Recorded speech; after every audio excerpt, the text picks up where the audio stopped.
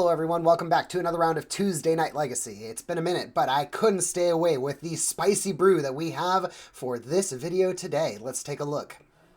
On the left, we have Alex playing Red-White Initiative, a very solid deck in the meta right now, with its big mana strategy using the Chrome Mox, City of Trader Soul lands, and Simian Spirit Guide. You can get all sorts of turn 1 plays that can either be 3 mana, 4 mana, or even go for a 4th Aerolingus for 2 or, in very rare cases, 3, and just take over the game as soon as turn 1 and just put your opponent completely behind in tempo by taking the initiative or playing that Archon of Emeria to really shut down those combo builds. This deck brings a good mix of prison effects with aggro strategy that has earned its place in the Legacy meta right now.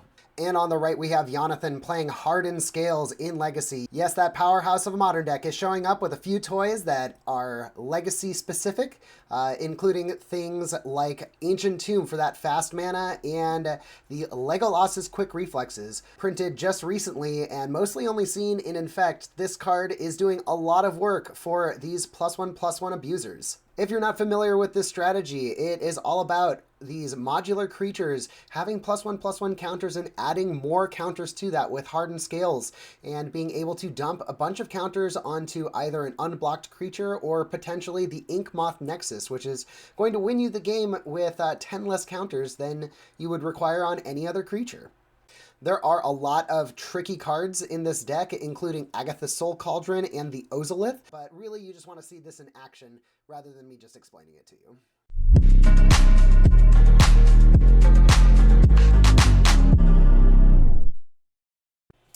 All right, you know about the decks. It's time to get into the game action. Let's go. We have Jonathan starting on the play here, starting with a turn 1 Patchwork Automaton. This is going to get a +1/+1 counter every time that Jonathan casts an artifact spell. So all of these 0 casts, like the Lotus Petals and the Mox Opal, are going to basically be free growing. And of course, this thing has Ward 2, making it a little bit harder to kill than a usual creature. Not nearly as mana efficient. So a 2/2, we see Alex starting with a City of Traders into Chrome Mox, pitching the Caves of Chaos Adventurer, giving him 3 mana on turn 1, which gets him into the Fable of the Mirror Breaker, one of the best enchantments printed in recent memory. We're seeing a Hardened Scales here, or not a Hardened Scales, but a Hangerback Walker. It looks like Jonathan fired off that Legolas's Quick Reflexes in order to kill the goblin that was created by the Fable. So whenever this thing gets tapped, it's got just a ton of text on it, but whenever the creature that it is targeting gets tapped, it gets to deal its damage to another creature, as well as also having hexproof and reach. So, you know, it's pretty cool. And it's split second, so you can't respond to it, unless it's a mana ability. So Jonathan clearing the field here. I don't think Alex was really expecting that, so he's down in the tank here. He does have access to the 3 mana.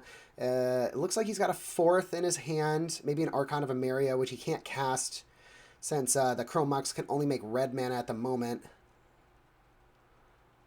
Oh, he's got a Simian Spirit Guide. Okay, we are seeing 4 colorless mana, another Chrome Mox, so up to, okay, that's a huge 4th Aerolingus. I think that was for 5, yeah. So 4th Aerolingus, of course, making 2/2s equal to X. So these boys have haste and trample, and if Alex hits Jonathan with this, then he becomes the Monarch. So he's threatening 10 damage on the field right now. This is turn 2 for Alex, I think. Trying to decide with how many creatures he's going to attack. Decides all of them. So that's going to be 10 damage in the air. Or not in the air, but just 10 damage across the field, no blocks. And Jonathan's going to sit here for a second. And Alex does have the Monarch, which is why he drew at end of turn. Jonathan kind of considering his options here. Boseiju, of course, making green mana. Ancient Tomb would bring him down to 4. Kind of terrifying. Definitely has to do something to affect the board here. Looks like he's got an Agatha's Soul Cauldron in hand. Let's see if I can pull that up here. So this thing can do all sorts of different stuff. basically making it so when you exile a creature from the graveyard, you get to put a +1/+1 counter on one of your creatures in play. And from there, all of the creatures that are under the Soul Cauldron, those activated abilities can be activated by any creature you control with a +1/+1 counter on it. So say Walking Ballista is underneath the Soul Cauldron, then you can, all of your creatures that have counters are now Walking Ballistas, and they can just use all of their counters to shoot your opponents or their creatures, whatever. Okay, we are seeing an Ink Moth Nexus here. So this could potentially win the game with turning into a 1/1 with Infect. We're pointing at Fable the Mirror Breaker here, knowing that it is on 2. Taking that 2 points of damage to turn on the Ancient Tomb. Getting some more counters. Walking Ballista and specifically Agatha's Soul Cauldron are in play here. Shoots it down. Puts a counter on the Patchwork Automaton. I think that's 6/7 damage, and then another 7. I guess it wasn't quite enough. So we are off to game 2. Alex is up 1-0. Jonathan with a huge explosion of a turn 1. We see a Steel Overseer, Welding Jar, and Mox Opal. So Steel Overseer being able to tap and put a +1/+1 counter on each of your creatures. Really making use of those soul lands, the Ancient Tomb.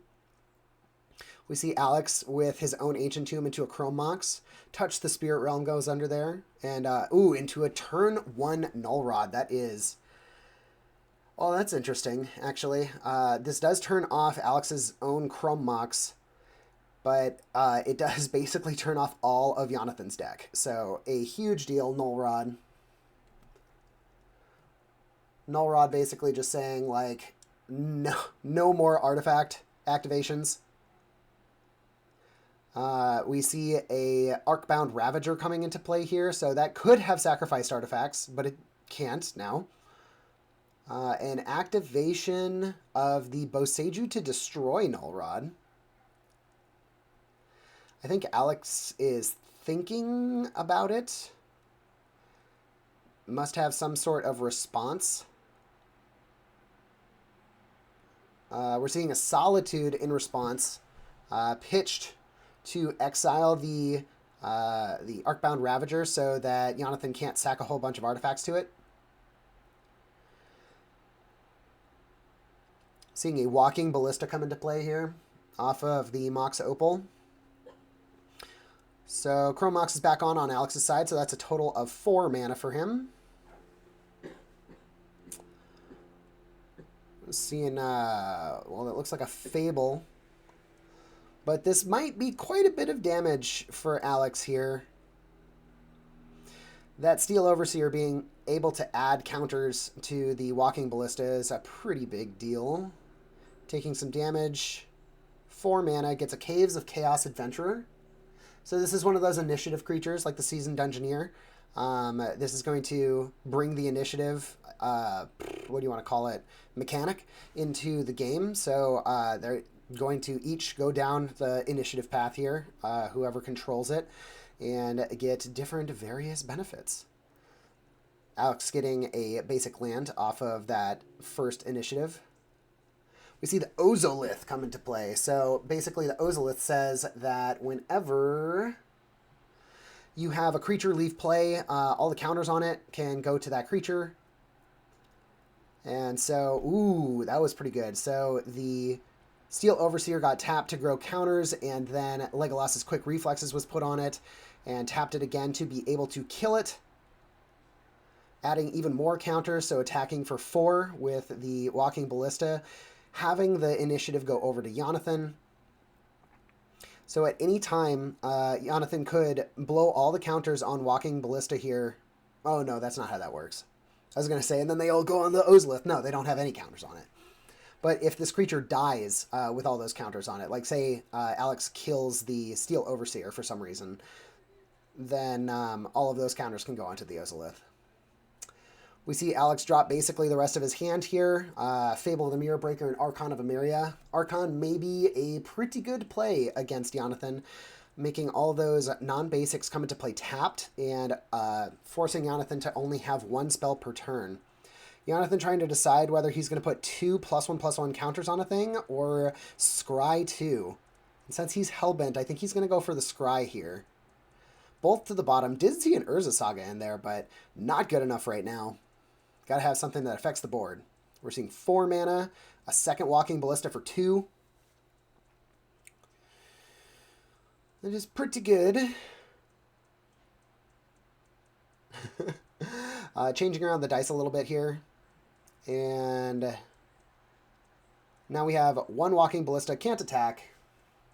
Just in case, I never brought it up, but Walking Ballista, of course, is the creature. You can pay 4 mana to put a +1/+1 counter on it, or you can just remove a counter to shoot something dead. So, going to remove 2 counters. Getting rid of a Walking Ballista, the one he just played, to kill the Goblin off of the Fable and attack for 7 here. None of this is profitable blocks for Alex. He has to block there, taking 3, going down to 5, and basically being within 1 damage range of death. Because at any time, Jonathan can remove all of those counters. And so, yep. Alex says, not good enough. We're going to go to game 3. So a turn 1 Null Rod and a turn 1 Patchwork Automaton. Alex does not have a turn 2 play. And we see an Urza Saga. So Urza Saga, of course, that wonderful card that makes so many constructs and can get a 0 or 1 cast from the deck. Okay, this is a new one. So Zabaz the Glimmerwasp. This is basically a legendary Hardened Scales, kinda. Modular, specifically, is only on Zabaz and Arcbound Ravager. But if you do have those modular counters, then you get additional +1/+1 counters. So being able to play all these artifacts is growing these 2 Patchwork Automatons. So even though Null Rod is in play, it's not doing a whole lot for Alex at the moment. Something that's really cool about Zabaz is he can destroy artifacts you control. And sometimes this can trigger modular abilities. Like if you don't have access to an Arcbound Ravager to sacrifice stuff. Okay, Alex plays a second Plains, so he has access to Seasoned Dungeoneer here and maybe like touch the Spirit Realm, but it looks like he might be passing. He just showed a Chrome Mox. Can't be putting that out. So this Urza Saga is live here, can make a construct. Just crashing in for 6 damage here. Alex thinking about his plays. It looks like he does have a Solitude, so he could catch one of these Patchwork Automatons, but has to pay the mana for it. And he does have 2 wide open, so maybe not taking 4 is the plan. So that's exactly what he does, pitching a second Solitude, and there's a Legolas' quick reflexes, giving the creature hexproof, and Alex scoops it up. Hardened Scales takes it 2-1. So an interesting deck there, watching Hardened Scales play against one of the tried and true meta decks of the format and being able to get there off the back of cards like Legolas' quick reflexes. Is Scales going to become something in Legacy? Who knows, but you did see it here at Tuesday Night Legacy. We'll see you next time.